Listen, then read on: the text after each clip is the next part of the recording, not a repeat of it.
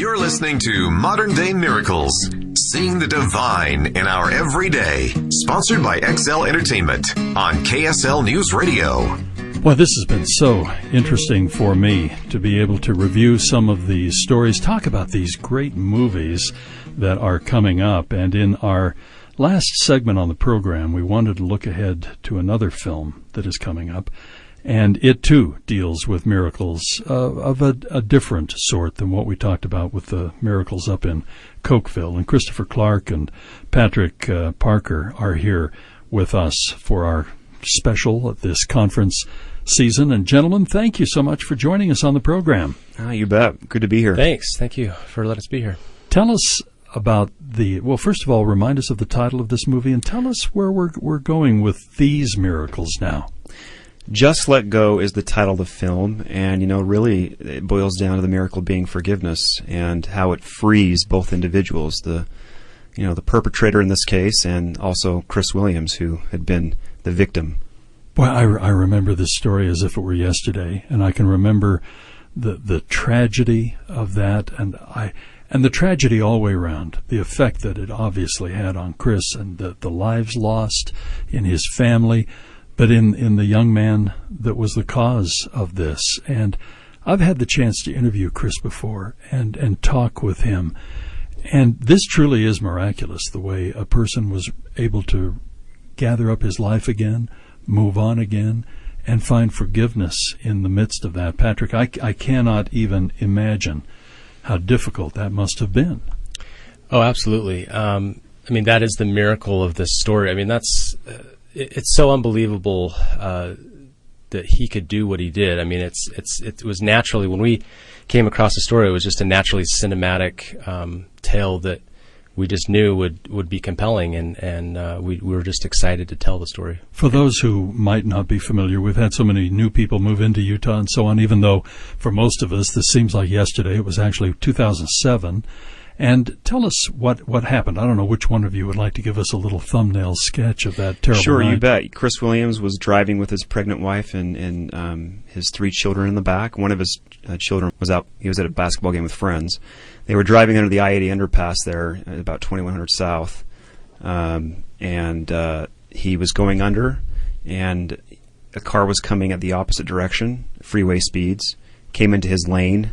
Chris tried to swerve out of the way, and they were struck. And his pregnant wife and 2 children in the back were killed. His son Sam survived the accident. Just hearing this again just makes me sick to my stomach for Chris. And then trying to imagine, because the person behind the wheel in the other vehicle did survive. He did. And that's another part of the miracle that occurred, through this process, and in the film, we really see what it took for Chris to forgive. We hear kind of the glossy version of the story that, he felt compelled to forgive, but there's a process that happened because, he had to wake up the next few days after and face reality over the next few years of his life. And what did that entail? And the miracle being that he was able to free, Curtis is the name of the character in the film, and allow him to have a life. Because if you think about it, had he been convicted for what he was being potentially tried for, he would have been in prison for 30 years. He wouldn't have gotten out till he was 50. And you can imagine how debilitated his life would have been. How hard was it to cast this movie and to put the screenplay together and direct this film? Well, in a lot of ways, we felt like a lot of it was, there's moments in Chris's life and in this story that were that were already so cinematic that we just felt like we had to find the order of those things and find the order in which they would flow and build over the story. So in that sense, we felt like that was kind of a little bit of an advantage, but then it also was a challenge to get that right and to work with our screenwriter, Vance Mellon, who helped us. We worked together to collaborate and get that right. Casting was tough, but it was actually really kind of fun because we were looking for a person that, in some ways it's like Tom Hanks in Castaway. It's this one man who's kind of has to carry this whole story, this particular person. And we went through the casting process with our casting director, and we ended up casting Henry Ian Cusick, who's a great actor. He played Desmond on the show Lost, and it was just a lot of fun. I mean, he was so fun to work with. He came down to our level and played with us, and he just did a phenomenal job in portraying this character. We've been talking about these two films in particular from XL Entertainment, and before time becomes very scarce, when can we watch this movie? What's the time frame here? Look for it on October 9th. October 9th? October 9th, yeah. Yeah, the teaser's out. You can see it on the Facebook page, just, facebook.com/JustLetGoMovie. And the teaser's on YouTube. You can just look for it, Just Let Go teaser. For you, both of you, working so closely and so intimately, boy, for anybody who's ever been around a movie set, it is quite an ordeal. It is quite an undertaking, a labor of love. Chaotic to say the least. What do you hope? And perhaps you could tell me what you have received in making this movie, and what do you hope others receive when they ultimately watch it in October? Patrick, I'll let you go. Well, I hope that people see the story, and I hope that they're affected by the story. I hope they're not noticing, the filmmaking aspects. I hope that they're so into the story and they're so moved that they'll look at it from their own perspective. Being able to step into the character's shoes and feel affected by his choices and what he did. And personally, I guess I have felt. I don't know. The whole experience has been an amazing thing. It's been thanks to Chris Williams, who has allowed us to tell his story. Has been so supportive in this effort.